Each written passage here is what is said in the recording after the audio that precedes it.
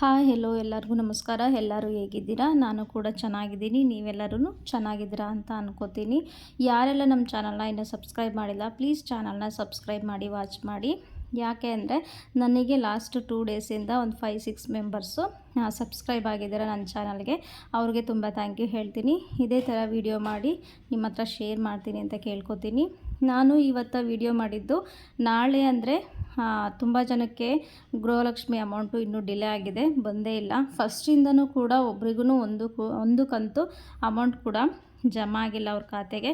ಅವ್ರಿಗೆ ಏನು ಪ್ರಾಬ್ಲಮ್ಮು ಅಂತ ಗೊತ್ತಾಗ್ತಾ ಇಲ್ಲ. ಯಾಕೆ ಅಂದರೆ ಅವರು ಅನ್ಎಜುಕೇಟೆಡ್ ಇರ್ತಾರೆ, ಇಲ್ಲಾಂದರೆ ಅವ್ರಿಗೆ ಗೊತ್ತಾಗಿರಲ್ಲ. ಬ್ಯಾಂಕ್ ಅವರು ತುಂಬಾ ನೆಗ್ಲಿಜೆನ್ಸಿ ಮಾಡ್ತಾರೆ. ಅದನ್ನು ಯಾವ ರೀತಿ ಅಕೌಂಟ್ ಸರಿಯಾಗಿದೆಯಾ, ಅಕೌಂಟ್ ಆ್ಯಕ್ಟಿವ್ ಆಗಿದೆಯಾ ಇಲ್ಲ ಇನ್ಆ್ಯಕ್ಟಿವ್ ಆಗಿದೆಯಾ ಅಂತ ನಮಗೆ ಗೊತ್ತಿರಲ್ಲ. ನಾವು ಬ್ಯಾಂಕಿಗೆ ಹೋಗಿ ಚೆಕ್ ಮಾಡಬೇಕಾಗುತ್ತೆ. ಅದನ್ನು ನಾವು ಮಾಡಿಸ್ಲಿಲ್ಲ ಅಂತ ಅಂದರೆ ಇದೇ ಥರ ಅಮೌಂಟು ಹೋಲ್ಡ್ ಆಗುತ್ತೆ, ನಮಗೆ ಬರೋದಿಲ್ಲ. ಕರ್ನಾಟಕ ಸರ್ಕಾರದಿಂದ ಏನೇ ಒಂದು ನಮಗೆ ಅಮೌಂಟು ಸ್ಕೀಮಲ್ಲಿ ಅಮೌಂಟ್ ಬರೋದಾದ್ರೂ ಸಹ DBT ಮೂಲಕ ಬರುತ್ತೆ.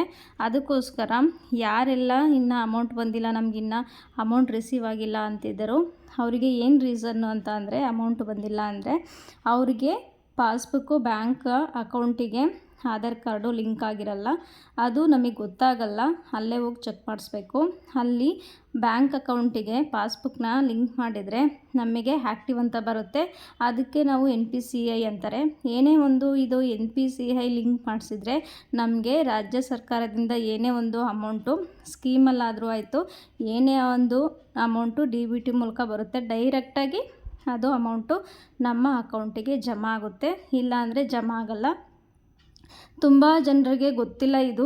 ನನಗೂ ಸಹ ಗೊತ್ತಿರಲಿಲ್ಲ. ನಂದು ಇದೇ ಥರ ಪ್ರಾಬ್ಲಮ್ ಆಗಿತ್ತು. ಇದೇ ಥರ ಪ್ರಾಬ್ಲಮ್ನ ನಾನು ಕೂಡ ಫೇಸ್ ಮಾಡಿದ್ದೀನಿ. ನನಗೂ ಹೊಸ್ದಾಗಿ ಈ ಥರ ಗೌರ್ಮೆಂಟ್ ಸ್ಕೀಮ್ ಅಮೌಂಟು ಡೈರೆಕ್ಟಾಗಿ DBT ಮೂಲಕ ನಮ್ಮ ಒಂದು ಬ್ಯಾಂಕ್ ಅಕೌಂಟಿಗೆ ಜಮಾ ಆಗುತ್ತೆ ಅಂದ್ಕೊಂಡಿದ್ದೆ. ಬಟ್ ನನಗೂ ಗೊತ್ತಿರಲಿಲ್ಲ. ನನ್ನ ಬ್ಯಾಂಕ್ ಅಕೌಂಟ್ನೂ ಕೂಡ ಇನ್ಯಾಕ್ಟಿವ್ ಆಗಿತ್ತು. ನಾನು ಹೋಗಿ ವಿಚಾರಿಸಿದಾಗ ಅಲ್ಲಿ ಇನ್ಯಾಕ್ಟಿವ್ ಅಂತ ಬಂದಿತ್ತು. 1 ಮಂತ್ ಅಮೌಂಟ್ ಅಷ್ಟೇ ನನಗೆ ಜಮಾ ಆಗಿತ್ತು. ನೆಕ್ಸ್ಟ್ ಟೈಮ್ ಅಮೌಂಟು ನನಗೆ ಅಕೌಂಟಿಗೆ ಕ್ರೆಡಿಟ್ ಆಗಿರಲಿಲ್ಲ. ಯಾಕೆ ಅಂತಂದರೆ ಮತ್ತೆ ನನ್ನ ಅಕೌಂಟು ಇನ್ಯಾಕ್ಟಿವ್ ಆಗಿತ್ತು.